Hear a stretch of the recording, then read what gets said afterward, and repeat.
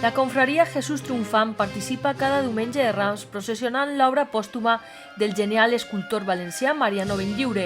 narrant-se l'anècdota que poques hores abans de la seva mort l'escultor va deixar finalitzada una de les obres més emblemàtiques de la seva extensa obra religiosa. El grup tallat en fusta de pi està format per Jesús sobre la borriqueta al costat dels apòstols Pere i Joan i dues figures que representen a una dona hebrea portant palma acompanyada d'un xiquet. Representa el moment de l'entrada triomfal de Jesús a Jerusalem acompanyat del poble hebreu que rep amb vitos al Messies.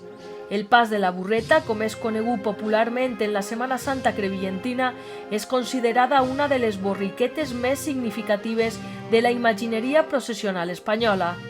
Una de les característiques de la processó de Diumenge de Rams és que el recorregut processional canvia partint en els anys pareixes de la Iglesia de la Santíssima Trinitat i els anys imparells de l'Església de Sant Gaità i finalitzant sempre en l'Església de Nostra Senyora de Belén.